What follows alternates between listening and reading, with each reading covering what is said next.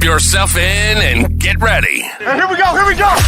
The leaders in fantasy football are incoming, giving you the ultimate insight to help you win your leagues and dominate your mates.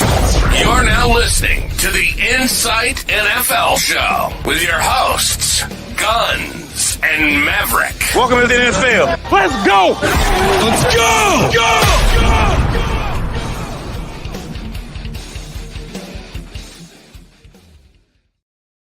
Alrighty, and welcome to another episode of the Insight Fantasy Sports Podcast for the NFL season. I'm your host, Nathan from Supercoach Guns, and with me is NFL Maverick. Matt, how are you going? Yeah, good, mate. Pumped for another episode. My guys is what we're going to talk about today. So, I've got a list, and it was pretty easy to put together. Yeah, so I should clarify. I'm sure if you've read the YouTube description, we've stolen the concept from the fantasy footballers. I don't think they'll care about some small NFL podcast in Australia stealing one segment from them. So if we get sued and we're not on the air for a while, you'll know why. But otherwise, all's good. Always, yep. It took me about a total of about 5 seconds to put my list together. 1 second per pick, really. It was really simple for me.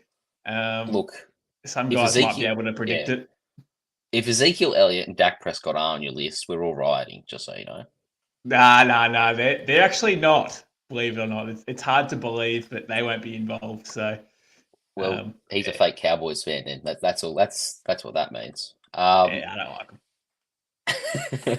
As always, this podcast is brought to you by the Standard Squeeze. I'm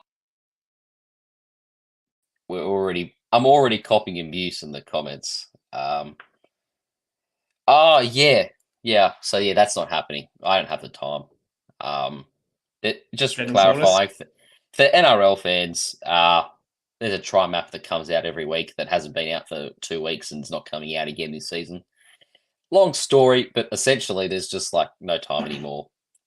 Next year I'll know my time. I'll organise my time better. But yes, thank you for the good wishes, I guess.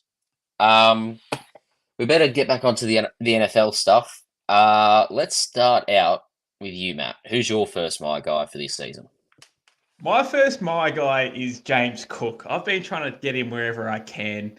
At this point, I've probably got him in 3 leagues out of about 9. So it's probably not going to the true potential that I really like. But this guy really does have the potential to be an all-down back this season at Buffalo. They're still a bit questionable with their wide receivers. So I think this guy might be heavily involved in the passing game. He was pretty good at it last year. But I think this year he'll go to a whole new level. He's got questionable running backs behind him. He's got a rookie Ray Davis. There's potential there for him to get goal line work as well, in my opinion. So if he does, we've got a true 3-down back that really could sky. Currently, he's going as the RB14. So, look, if everything I just said is correct, he has potential to be a top 5 RB just based off volume. Yeah. So, how many carries per game do you think he'll have this season? I think he's going to have. Well, I think they're going to have to use him at least 20 times, 15 to 20 times a game, give or take. Yeah. So here you go. Here's a stat I prepared earlier because before we consulted, I did have James Cook as a my guy. When he got given 15 carries last year, he ended up converting it into 16.4 points per game. Right. That puts him at RB8 in points a game per game. As you said, he's currently going as the RB14. He did that with Latavius Murray and Josh Allen taking rushing touchdowns away from him. So I don't know how many rushing touchdowns he had last year, but it wasn't many, right? I really do like the shout of James Cook.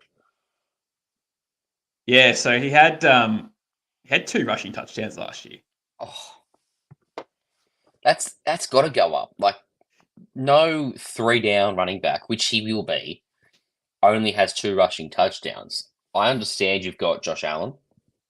That's fair enough.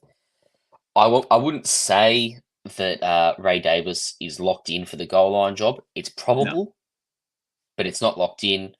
And if he, for whatever reason, doesn't actually secure the goal line carries or the, up the gut stuff, James Cook's an every down back. And he Yeah. just about is already anyway, right? So yeah, their RB room consists of James Cook, Ray Davis, Ty Johnson, Frank Gore Jr., who's a rookie. So there is limited competition there for him. Yeah. Anthony's just jumped in the chat here and he's put in that Allen will take half his TDs. Look, It's a fair shout. possible, and look, he's probably going to have probably 10 rushing touchdowns this year, Josh Allen. That's probably about right, maybe even a bit more. But the fact that James Cook had 2 last year, I do not believe that it'll be 2 again this year, or even less. It's going to be 5 plus. It's going to be 10 plus, in my opinion. And I think this offense is going to be running through James Cook a lot and expecting him to really go to that next level. Yeah, I don't. There's a pretty good chance he breaks into that top 12 category this season, and I think it's it'd have to be, I don't know, spitballing a number, 80% chance he finishes the season as an RB1. Interesting one here. His big plus is they have average wide receivers, so I think they will run it a lot. Yeah, that's spot on. Unless one of them really has emerged and we just haven't been told about it, I think that's probably fair. It is Josh Allen. He does like to sling it, and he's good at doing that. So that's not going to evaporate, and I still think Josh Allen would push for 4,000 yards easily this season. But that's not to say that the run game isn't increased a little bit this year, to at least early on, just to ease the rookie or the young wide receivers into it. Anyway, Chris, you're my guy. Your first my guy. Well, I don't think there's any prizes for guessing who. I'm going to start out with my number 1 my guy this year. There's no prizes for guessing this one. I've been slandered for not drafting him in one league. Anthony Richardson. So I'll give you the same dribble I give you basically week in, week out about Anthony Richardson. He played 2 full games last year. In those 2 full games, he finished inside the top 5 quarterbacks in both of them. But I did some further digging just to, I don't know, excite myself even more about Anthony Richardson. He had 25 rushing attempts last year, and he converted that into 4 rushing touchdowns on just 25 attempts. Now, take into account he's played probably 2.5 games of football. 4 rushing touchdowns in 2.5 games of football is a ridiculous conversion rate, or efficiency, I should probably say, rather. So we're talking mass upside on the ground. But possibly my favourite stat of all is there was a game he got injured in last year in week 2 where he played only the 18 snaps. But in those 18 snaps, he scored 17.7 fantasy points. So he essentially went at a point per snap, which is ridiculous stuff, right? He's got an ADP of 60. The Colts just drafted A.D. Mitchell. Jonathan Taylor's healthy, which he wasn't when Anthony Richardson was playing most of his football last year. So the offense has improved greatly. Anthony Richardson's had more time to learn as an NFL quarterback. He was coming into the league. He was undoubtedly a very raw prospect. I think we can all agree on that. But he's a year wiser now, year older. If he can just put that shoulder away when he's driving into tackles, or driving into being tackled rather, I think he can play the vast majority of games this year. And if by some sheer miracle he plays all of them, I don't see how he isn't the QB1. Fucking hell, guns. That would took about 25 years. I nearly finished my beer in that time. So Anthony Richardson, it's probably the best 2.5 quarters you'll ever see. 2.5 games you'll ever see in a footballer. Now, this guy was just a beast, right? He was just doing everything. I don't like the fact that he's trucking blokes and middle linebackers and defensive tackles and trying to kill these guys. But yeah, I don't like that. But I like the fact that he's heavily involved in the red zone. He knows what to do there. The rushing touchdowns are very high. He's got a good offense. He's got Pittman and AD Mitchell there now. That's going to be two very, very good wide receivers to have. And the sky's really the limit for the guy. QB1 season, it's not probably out of the question. But look, I'm going to say safe. He's going to be a top 5 QB just to be safe if he stays healthy. Yeah, so like obviously the big question mark about Anthony Richardson is his health, right? He doesn't even need to be a good passer to have a top 5 finish, right? He could pass for 3,000 yards, but because he runs close to 10 times a game, it doesn't matter. Yeah, right? But he's going to have to be able to pass though to open up the box. You'd think so. Well, not you'd think so, definitely. Yeah. Otherwise, they'll just stack the box between him and Jonathan Taylor, and it'll just be a disaster. But he's a good enough passer. He showed that last year. Yeah, he's not afraid to throw deep. His accuracy's better than what we thought it was coming into the league. It's not great, but it's better than what we thought it was, and it would have had to have improved since last year. I just look in a dynasty league. I probably should have taken him at 104. I went Jalen Hurts instead, but he's a top 5 pick in a dynasty superflex for me. Yeah, bloody oath he is. Yeah. Who's your next my guy? My next my guy is Jahmyr Gibbs. Now, I know that he's a high pick, so it's not really out of the question to say Jahmyr Gibbs is going to be a beast. We all know that he's going to be a beast. But I know he's coming off a hammy injury. I'm not really too concerned. Doesn't seem like they're too concerned either. Looks like he's about a 95% chance to play week 1. But this kid, again, they're just going to have to keep playing him more and more this year. It's a stacked offense. He's their best runner they've got on the ground. He's amazing in the air. He's like a PPR machine for fantasy football.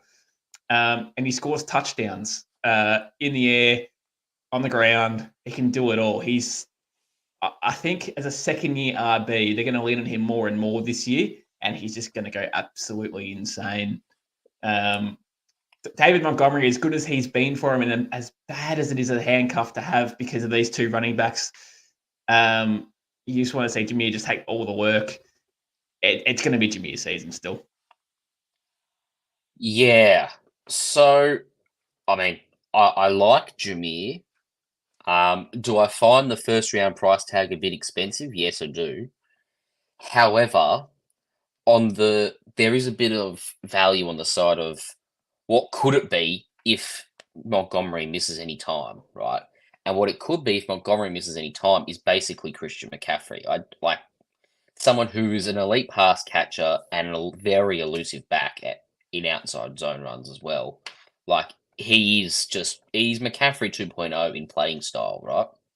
But he's such a tackle breaker. Like he's so fucking strong. Yards after contact, I think he's extremely good at. And yeah, he's just very efficient in every single touch that he can get. So if he's so efficient, I just believe that you have to get the ball to him more. Yes, Montgomery's probably not going to go anywhere. But at the same time, I'm not worried. Yeah, so okay. When you're drafting Jahmyr Gibbs, I think he's either a late first round, early second round ADP, right?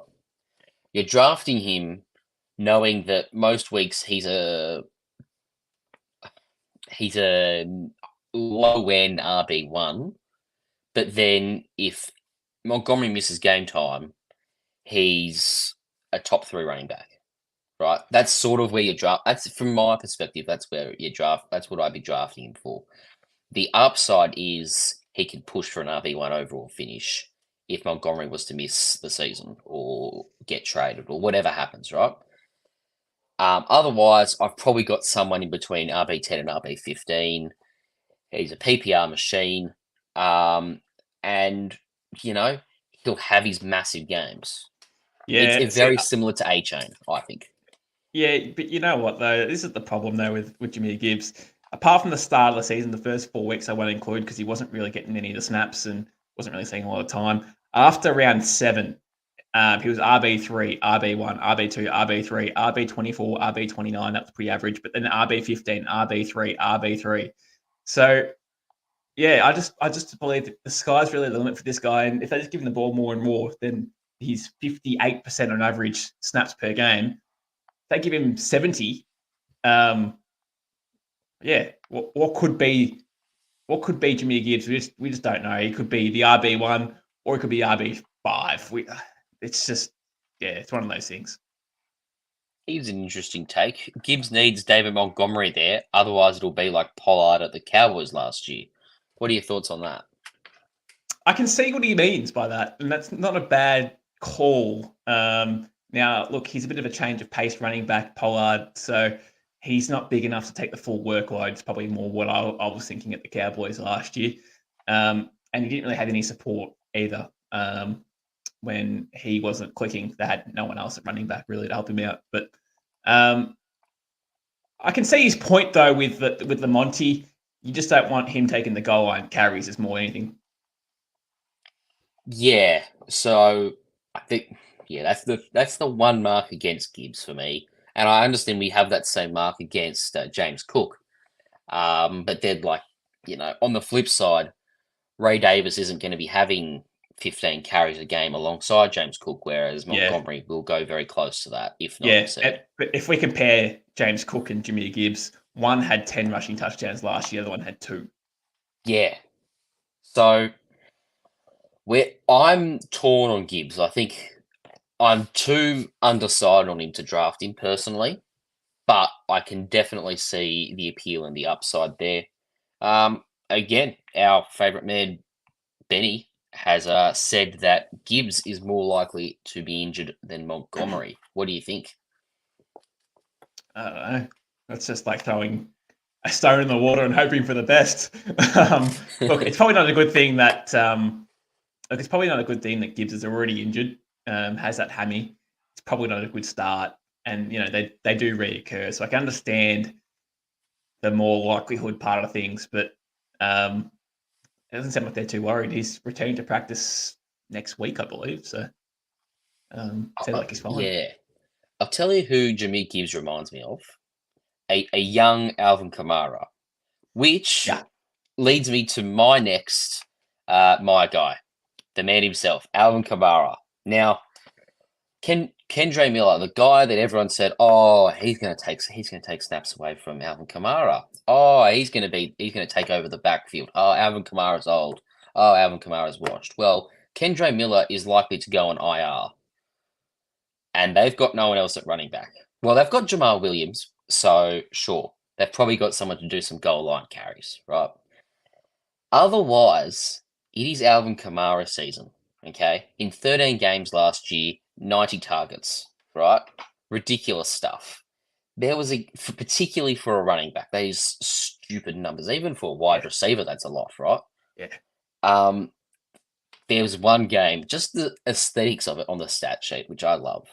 13 catches, 33 yards. That was a real game for Alvin Kamara last year, on top of his normal ground game work, right? Alvin Kamara has just the PPR upside to finish in the top 12, not from necessarily being an efficient runner or putting up tons of touchdowns, just from being super involved in the passing game and having such little competition on the ground for carries, right? He needs 15 carries a game, and Derek Carr loves a good check down. That's not going to change this year. I don't know. I can't see Alvin Kamara not really pushing towards that RB1 role, and his ADP 60, right? Like, he's nowhere near being drafted as an RB1. If James Cook, who's a solid 4 or 5 players ahead of him, is being drafted as the RB14, well, you can do your maths. Kamara's around an RB20 right now. Mate, that's well put. At ADP 60. The only downside to Kamara is he's getting on in age. And do we ever see him? Yeah, no, look, whatever.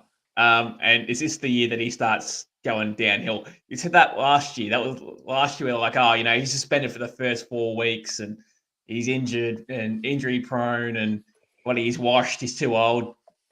Fuck that. He went nuts. It was the RB, what was it? RB 11 in PPR with missing 2 or 3 games. It's ridiculous. Who cares? But yeah.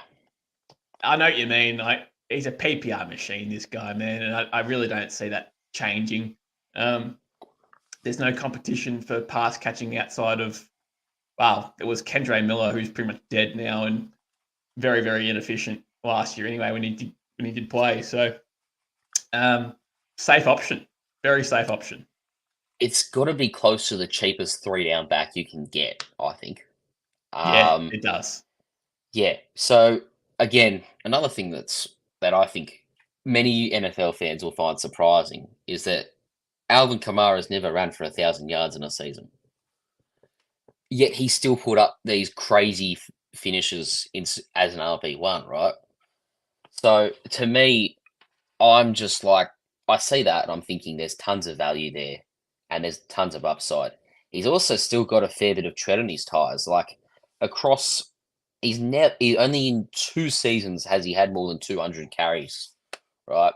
And look, I'm not gonna say that he's gonna kill it in a NFL sense, but the stats he's gonna put up and how involved he'll just be in the passing game, it's enough to warrant that ADP, and it's a steal. Anyway, it's funny that you mentioned killing someone and he's got into a bar fight, but I'll never forget his game. Was it 2021? Oh yeah, Christmas Day was it? Yeah, it was like the grand final week or something in all these leagues. Yeah, he had it was 6 touchdowns. It was 155 rushing yards, 6 touchdowns for 54 points. I'll never forget that game. That would have just made you Christmas. Oh man, alive! Waking up at 4 a.m. on Christmas morning, you're opening presents. All of a sudden, you open your phone. Alvin Kamara, 6 touchdowns. Bam. Yeah. There you go. Wow. What a way to start the day. Oh, yeah. Geez. Who's your next guy? Bit not sort of left field as such, but based off opportunity is probably why I've been drafting this guy a lot and wherever possible. Is Amir White. Now he's going as, I'm just going to quickly double check this. I'm pretty sure he's going in the 20s and RBs. Sorry, 1 second. Let's just double check this real quickly. Sorry. Where is he? Samir White is going at RB 24. So, based off opportunity alone, I think this guy could be a top 15 running back. Josh Jacobs did this in the same offense last year. It's a crap offense. It's going to be very run heavy. He's a volume-driven RB2, in my opinion, with upside for more, possibly. And he's an explosive runner. He ranked 6th in yards after contact last year. Now, the last 2 games of the year, with Josh Jacobs was out, he actually came in and started and dominated. So if that's anything to go by, this guy could be a sneaky good pick for the RB24. Yeah, I think we covered it a few months back on the Insight Socials, but based on his points per game in that 4-game stretch to end the season that he started in, he was putting up borderline RB1 numbers, and he's being drafted as a borderline RB2, right? So pretty much the last RB2 spot, really. Yeah, exactly, right. And Dylan Laub might take some pass catching work off him. Otherwise, he's just about everything. I don't think volume. I know that Alexander Madison's rocked up, but Alexander Madison will be out of the league in 2 years, probably. He also had fumbling problems last year too. So if that continues, he's not going to see any game time at all, and if not released straight away, because coaches hate running backs that fumble. Yeah, there is also the implication that he makes the 53-man roster. Just take that I think into he account. does. I think he Well, will. I think he does too, but Yeah. he's not a lock. Nah, probably not. Yeah, so I don't think Alexander Madison is the reason not to draft Zamir White, though. No. Now, are there doubts about can he handle a full season workload? Yes. Yes, there is. Yeah. But where you're drafting him as the RB24, like currently, he's not really going to be a starting running back for you. He's more likely to appear in your flex spot, right? Yeah. So, And look, at the same yeah. time, like as you said, if you've got concerns about him taking a full season workload, no problem. Play him for the first 6 weeks, and if he dominates, trade him. Yeah, that's right. Play that trading game. That's half the game of fantasy football is trading well and picking players up off the waivers smartly. That's half the game. Yeah, I can't argue with that. And, you know, I'm basically drawing a blank. So if you've got any more points for him. No, we can move on. Okay. All right. I think it's time I get this out of the way. Garrett Wilson. All right. Do I like this guy more than Anthony Richardson? No, but he's a close second. Aaron Rodgers has supported in his career. He supported 8 wide receivers who have finished inside the top 12, or 8 times a wide receiver has finished inside the top 12 with Aaron Rodgers throwing the football to them. Right. In that same span, 6 of them went on to finish in the top 5, and the majority of those were wide receiver 1 finishes. Now, no surprises, I'm talking about Jordy Nelson and Devontae Adams with a quick shout out to Greg Matthews. Now, Garrett Wilson's had back-to-back 1,000 receiving yard seasons with Zach Wilson, Tim Boyle, you name all the crap quarterbacks in the league. They've basically thrown a pass to him at the Jets, right? So you put all that together and you're saying we've got a stud wide receiver who finally gets good quarterback play. That should add up to an elite wide receiver output, right? Well, what's better is that he's carved himself out as the absolute elite wide receiver 1 in that team. And the alpha, he had a 30% target share, which was the 5th highest in the league last year. He had 168 targets. Now, as a proper reflection on the quarterback play, only 103 of those are actually deemed catchable. So there's 65 targets that he just simply could not have brought in last year, right? With an elite quarterback like Aaron Rodgers in the building, throwing to him, I can't see. I know I've said this phrase again. I can't see how that disparity remains and how he doesn't finish in the top 5 wide receivers. I'll call it now. Yeah, I saw a play today. It was in practice, and it was a big long ball from Rodgers to Garrett Wilson. Looked like it was a big 40 or 50-yard bomb, give or take. If that doesn't make you excited about what what Garrett Wilson can give you, then I don't know what will. This could be a special connection. Aaron Rodgers is very, very good at supporting number 1 wide receivers. The only thing that holds me back about is Garrett Wilson is if Aaron Rodgers can get back to, let's say, probably 75% of his former self. I think he'll be fine in doing that. But then again, if that's 75% of Aaron Rodgers, that is about 20 million times better than Zach Wilson. So yeah,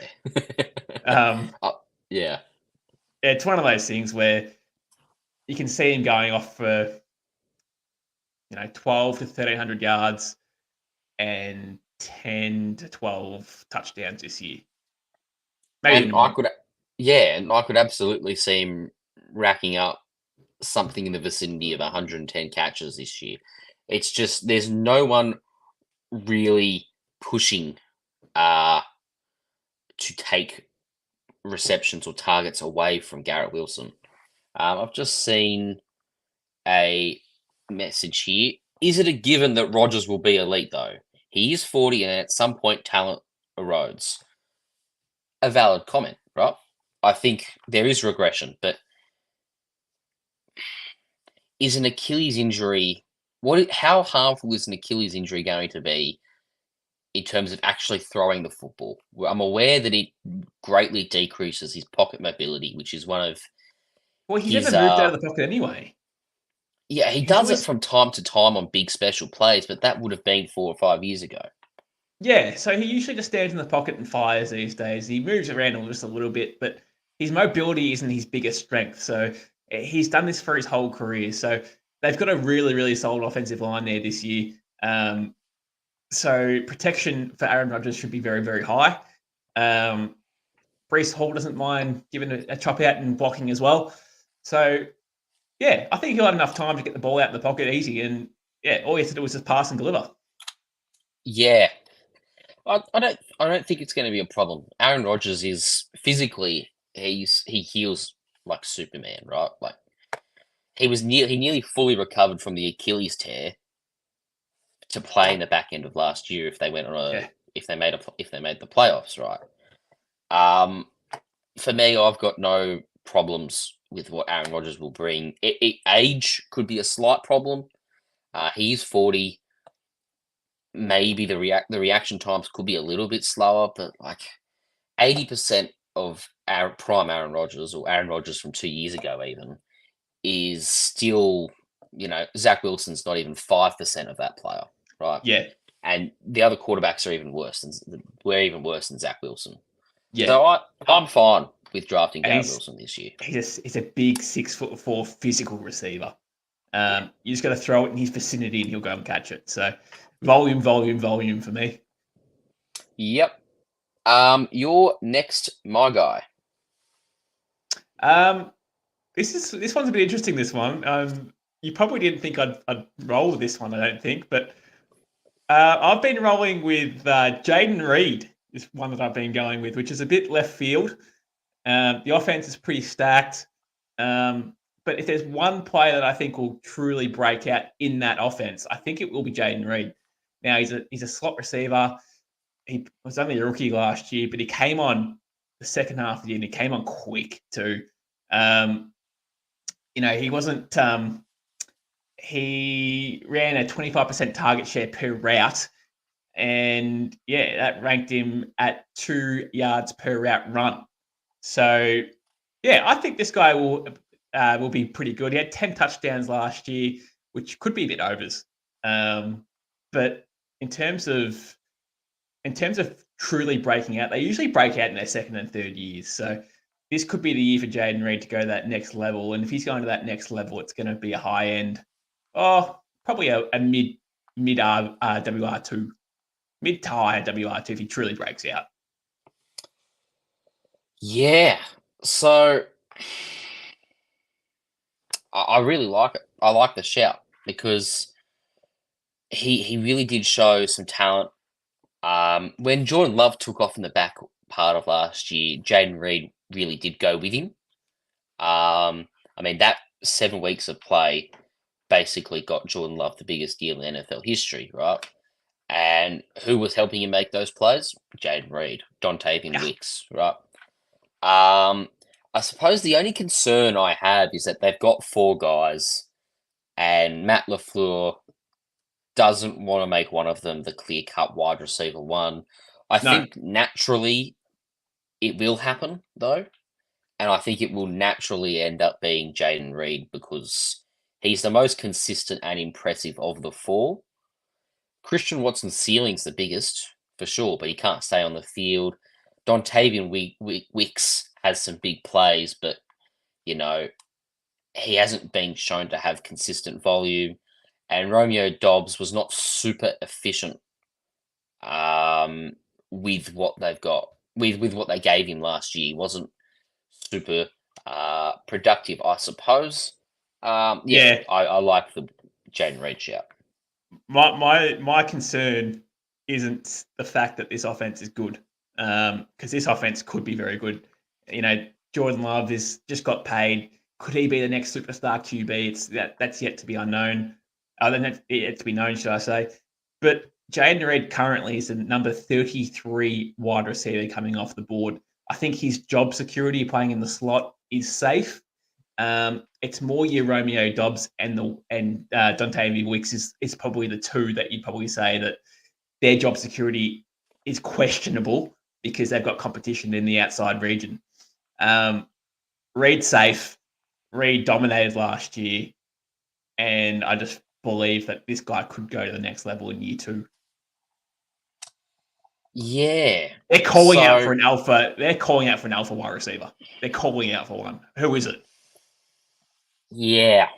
I think because they have 4 guys that on any other team could legitimately step up and do it. I'm not certain that we'll see one. But if the one that I'm most likely to take a punt on is absolutely Jaden Reed. Because you know, as we've talked about at nauseum so far, he was the best one there last year. Sure, other guys could emerge in year 2 for a lot of his offense, but I personally think it's Jaden Reed, then Christian Watson, then Romeo Dobbs. But like if Christian Watson misses time, I think Romeo Dobbs still stays at 3 and Dontavian Wicks goes to 2, right? I just think Possibly. Romeo Dobbs is their slot guy and they'll throw to him if they're not open downfield. Yeah, so I think Jaden Reed's their slot guy, to be honest. So I think he's going to be their slot guy. But we'll soon find out. This is the beauty about it. Yeah, that's right. Well, hopefully we get some answers in this final preseason game, but I'm not sure that we will. No, neither do I. Well, we'll go from one wide receiver to another wide receiver, and my fourth guy is Amari Cooper of the Cleveland Browns. Now, we haven't talked about him too much this preseason purely because he was holding out for a contract.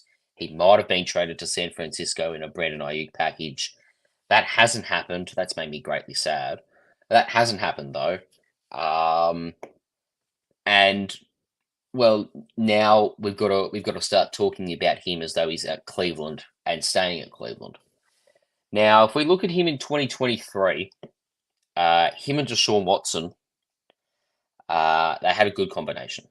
Okay, in games where Amari Cooper played 75% of the snaps with Deshaun Watson, it only happened 3 times, which that's not great.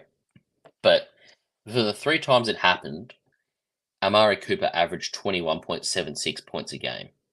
For context, only 2 wide receivers above him, CeeDee Lamb, Tyreek Hill, right? So that puts him at wide receiver 3 in points a game, and he's being drafted as the wide receiver 29. That's possibly the most value of anyone in the draft, but at the same time, it's a very small sample size. Yeah, so I actually saw a stat today, and this blew my mind. But those games that, as good as Sean played fantasy-wise in those games, he also had the highest inaccurate passes. I think it was at 53%. So half of his passes were inaccurate. That's a grave concern for me if that's going to continue. But in saying that, Amari Cooper has no real competition in any form of any other wide receiver in this team, in my opinion. They've got Jerry Jeudy there. I'm not really too concerned. Elijah Moore, I think he's there. I'm not really too concerned. We know who the alpha number 1 is at the Browns, and that's going to be Amari Cooper. And he's done it so many times where he's fallen in drafts and ended up as the high-end wide receiver 2 at the end of the year. Yeah. Well, so they gave Elijah Moore more than 100 targets last year, and he couldn't even convert that to more than 60 catches. Yeah. So something's not quite right there for Elijah Moore.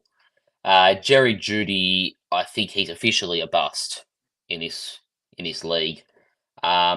Could he return to a NFL caliber wide receiver? Yeah, maybe. but that first round draft capital, you ignore that completely.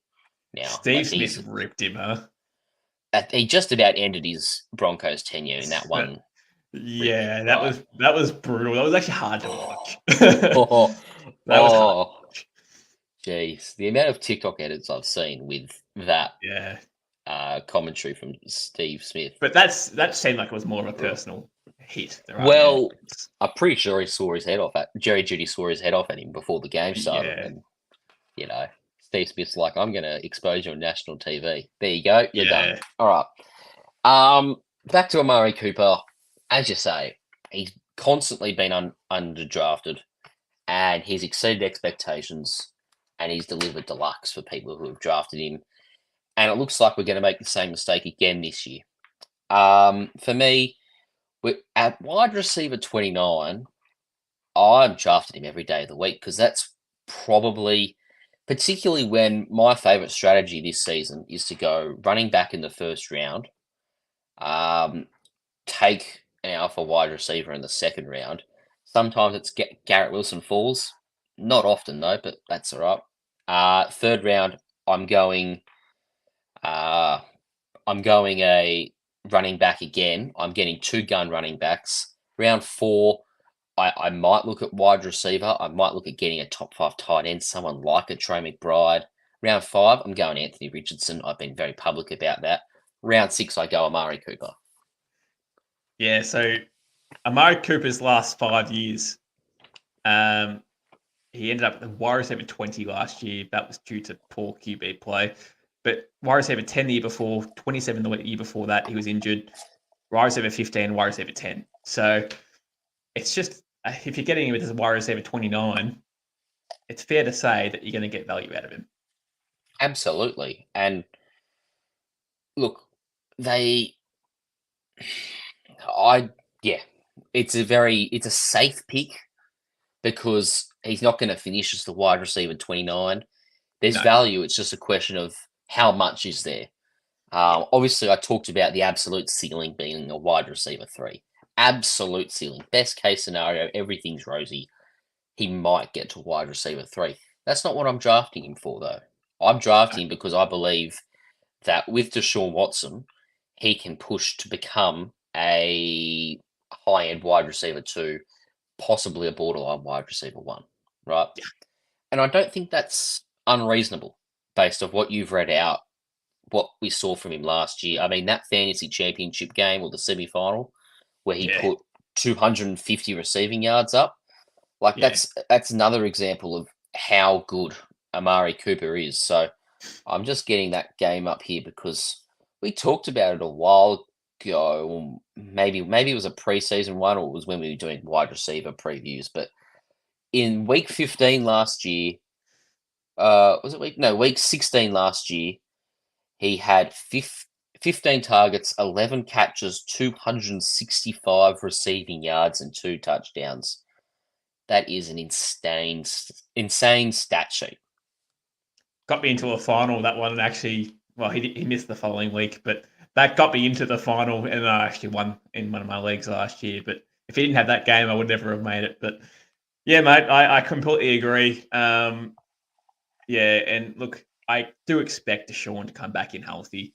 And look, they've had a whole training camp together for the first time, so we'll see how they go. Just thought I'd put this comment up here. Bring back Joe Flacco, and I'm drafting Amari Cooper all day. As I said, he wasn't better with Joe Flacco. He was actually worse with Flacco. David Njoku became the tight end 1 with Joe Flacco there.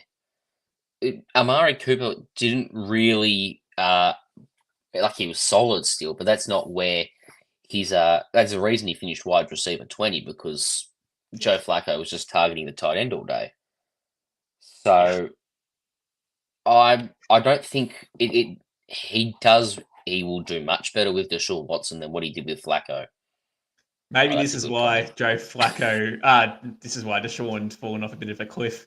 Hopefully he's got a few massages over the off-season and he's back to where he knows best. Oh, that's very good.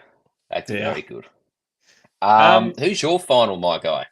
My final, my guy, this might be a little controversial because the offense completely stinks. but it's Malik Neighbours. Malik Yeah. Neighbours, I really like the player. I think Danny Dimes sucks, and he's probably going to get moved on after this year. But Danny Dimes can support Malik Neighbours. He's done it before. I think the year before he actually finished as a QB7. Reckless, yes, but doesn't care where he throws it. So the ball's going to go to Malik Neighbours all day. They've got Wandale Robinson there. I'm not really too concerned about him taking targets off Malik Neighbours. And then it is Slayton as well they've got. So I'm not really concerned at all about those two wide receivers. It's Malik Neighbours all day. This guy is a magical route runner. As I said in previous podcasts, he can play in the slot. He can play on the outside.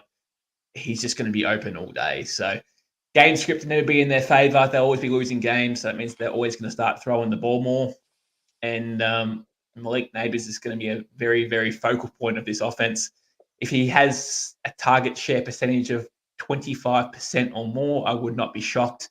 That has happened 7 times for rookies in the last 10 years, believe it or not. But he will probably be the 8th. Yeah, it's hard to ignore Malik Davis at his ADP because, I mean, they could throw, like, he could get a Garrett Wilson level target share, right? Yeah. And in some ways, that play comp is very fitting, you know. A proper stud wide receiver on a dumpster fire team. Now, you'll say he's only a quarterback away, but there is a genuine case to be made that Malik Neighbours is actually better than Garrett Wilson. Well, a better prospect at the very least as a rookie than Garrett Wilson was. You'd also make a very good case that despite how trash Daniel Jones is, it's still light years better than what Garrett Wilson was getting from Zach Wilson and co. At least there's glimpses of starting NFL quarterback play from Daniel Jones. I understand there absolutely wasn't from Zach Wilson. There's at least something there from Daniel Jones. Yeah, and look, they'll move on from him next year. He's probably as good as gone. You can't get paid in this amount of money for poor QB play, but I don't give a shit. I could not care less. We're talking fantasy football, and the ball is going to hit up Malik Neighbours all day. If you saw in that preseason game, he had 4 catches. Was it 4 for 6? 4 and 6 targets for, 50 or 60 yards or something like that? 2 circus catches, might I add, but on the outside. But that's fine. He's obviously a very good receiver. Get the ball to him. Yeah, like as you mentioned with Garrett Wilson, you just got to put it near him, and he'll go get it. Right? We're not talking about Marvin Harrison tonight. He was close to getting a mention because I really do rate him this year, but I haven't drafted him enough. But those two, it doesn't matter who's throwing them the ball. You put the ball near them, they'll come down with it. They're proper studs. And look, if Malik Neighbours plays in the slot all year, it's not going to take much time to get him open. It's taken probably about 3 seconds and he's wide open. His route running is absolutely amazing, and there's not many players that will be able to keep up with him, in my opinion, unless you double him. Yeah, so, what's his ADP? It's like late 30s for someone of that talent. That's a steal. Yeah, so he's currently going as the wide receiver 22, as the alpha number 1 on a losing team. Yeah, surely not, right? Surely he finishes higher than that. You'd think so. I've got him at between 12, probably 13 and 16 is probably what I got him as personally. But again, it's just a rookie, so we don't even know. He could even be higher than that. Yeah, that's right. Well, I suppose I better get into that rounds out your my guys, and I shall round out mine with what I will call a very left of field player. I am not going Tyrone Tracy. Would you believe it? I'm going with Washington Commanders tight end Ben Sinnott. All right. If you have a look at their tight end room, it's grim. Okay. There's some nobody. There's the ghost of Zach Ertz. Like, he's been dead for 3 or 4 years now. Ever since he left Philly and Dallas Goedert emerged, Zach Ertz meant nothing to me in this league. You saw how easily Trey McBride overtook him last year.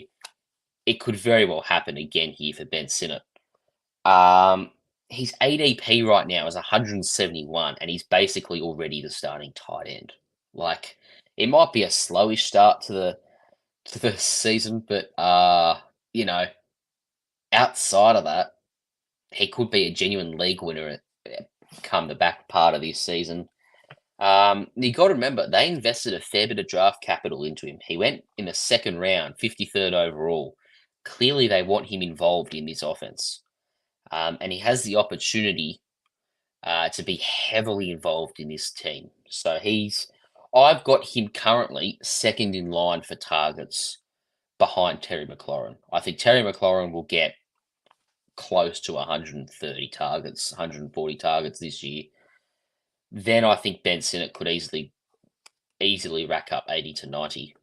And I reckon he'll start out pretty slow and he'll really get into his work. I don't think he's Sam Laporta. I'm just saying he could develop a bit faster than your average tight end purely because he's getting a lot more game time. Yeah. So this guy is like a phenomenal athlete. He's quick. He's strong. He's everything that you want out of a tight end physically. Now, who's the rookie QB at Washington? Jaden Daniels, right? It's well known in this league that rookie QBs love using their tight end. It's their safety blanket. So that's fine. Ben Sinnott's there. He's had one big play in the preseason already where he's trucked 3 blokes, like pretty much decked them all and still caught the ball and ran for another 5 yards after that. If there's a rookie tight end that could pop in year one and it's not Brock Bowers, it's Ben Sinnott. I actually do prefer this year. I prefer Ben Sinnott to Brock Bowers. It's a bit controversial, mainly because Ben Sinnott's going 100 spots later in ADP. There's less competition for Ben Sinnott, and there's better quarterback play. Now I understand, in terms of draft prospects, Brock Bowers is possibly the best tight end prospect to come through since who knows when, right? Very, very Logan good player. Thomas. It would be the last good tight end they've had there at Washington. Oh, we're talking about completely different points. I was talking about Brock Bowers. Right. But yeah, so and again, they've got no one at tight end, the Commanders now. So I really do think it's Sinnott time. And he's cheap as chips. So if I'm wrong, you've drafted him in what? The last pick of your draft, pretty much, or the second last pick, or some of your last picks in the draft. The risk is, oh no, he's slow to develop. Oh well, you spent nothing on him really. The upside is, I've just drafted a potential top 12 tight end in one of the last rounds of my draft, and he could be a genuine league winner. Yeah, so as you said in your previous statement, there's Terry McLaurin and then no one. So there's Johan Dotson. I'm not really too convinced he's the guy. There's that's the number 2 option anyway, should I say. And there's already rumours that Luke McCaffrey might be the number 2. So look, there's question marks there already. If the number 2 option comes out and it's Ben Sinnott, I probably wouldn't be surprised at all. Yeah, and as you said, draft capital wise, you're investing nothing into him. And if you don't pick him up, just make sure you put a star next to his name on your sleeper apps and make sure that you keep watching this guy, because you don't want to miss him out on the waivers if he's still sitting there, because he could pop off at any time. Yeah, that's right. And, clearly he's a stud. I understand that tight ends take a little bit of time, but yes, if you're drafting him in a dynasty league, obviously his ADP is not going to be 170 then, but it's not going to be. It'll be in the hundreds still. I would have thought. Again, insane value, and if you're drafting him in that perspective, I really think he's a great he's an amazing target in dynasty. I'm picking him up in dynasty leagues where possible. I'm willing to reach for him a little bit too.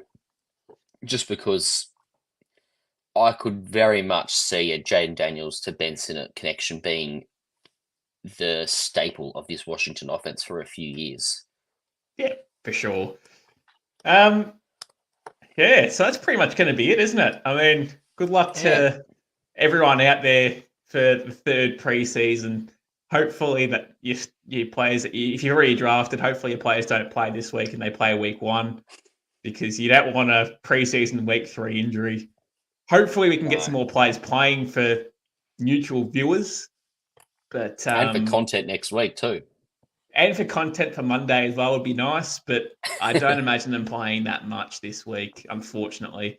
I think it's going to be one of those ones where they rest and they just try and make sure they know what they're doing for the 53-man rosters and make sure they make the right cuts. So that's probably going to see backups and backups and backups, unfortunately. But there is still some competition out there with Drake May and Jacoby Brissett for the number 1 position at New England. So there's still a bit to play out there for, even Russell Wilson and Justin Fields as well, which still has to a bit of storyline to go. So there's still a bit to play out for this week. So that should be interesting. Yeah. All right. Well, we're starting to get a few reviews rolling in already. Only a 6 out of 10 for Matrix. Not enough Tyrone Tracy for him, he reckons. Yeah. Well, if the boss isn't Thanks, happy boss. with that, mate, then you might need to review for going forward. In saying that, I've noticed you haven't taken Tyrone Tracy in any of your drafts yet, which I'm a bit disappointed at. So, well, hold on. What do you mean? He got pipped because I did a trade and I didn't get a pick in the 11th round. That's why I didn't get him in that redraft one. But there's still plenty of time left in the Dynasty League. He's gone, mate. He's gone. Ah, frick! Really? Yeah. Oh, it's 18th round. What league was I thinking of then? Oh, that's the league where I'm thinking I did a trade. Yeah, okay. Hey, don't you worry. I think I've drafted him in 6 leagues out of 10. Well, I'm in 2 with you, and I've seen 0 from 2, so I'm not too happy. Surely you're not only in 2 with me. I'm pretty sure. League of Insight. Surely I've got him there. No, you don't. Oh, maybe. Do you? No, you don't. Oh, fine. I'll just add him now then. Okay. Who do I not like? There's no one I'd drop for him though. AD Mitchell, stuff it. Nah, I better not do this. Who cares? I'm really just trying to drag this out till 8 o'clock so we can hand it over to the NBA guys, to be honest. Yeah, it's one of those things. I mean, hopefully this week we can see a bit more action from Jaden Daniels. He's probably been one of the most exciting parts of preseason for me. I've got 2 drafts coming up this weekend. Oh, one this weekend, one the following weekend. And I'm looking to take him finally. I haven't taken him yet any single draft that I've had. So he's probably the one that I'm looking at to take next because realistically, rushing touchdown should be his forte. So, yeah, of course. Jaden Daniels is basically Anthony Richardson 2.0, possibly just a better overall player as a rookie too. Probably not going to run as much, but at the same time, he probably passes better. Like, where you drafting 12th round right now? So hopefully 10th round maybe, but hopefully none of these guys are listening. They probably aren't, but they probably will listen to the replay. So I guess I'm just putting it out there for them, and hopefully they take him quickly. That means I get some more value for anyone else, maybe a Dak Prescott or Ezekiel Elliott. You never know. I'm going full Nuffy tonight too. I'm wearing the Zeke t-shirt with the Cowboys hat as features every week, but full Nuffy this week. And if they win games, it could get pretty bad as the season goes on if they start winning games until playoffs. I've got a Cowboy hat ready. Okay. Well, I think it's 8 o'clock. NBA Fantasy is on next. Here at Insight Sports. We'll hand it over to them. Thanks for watching, and we will see you next week.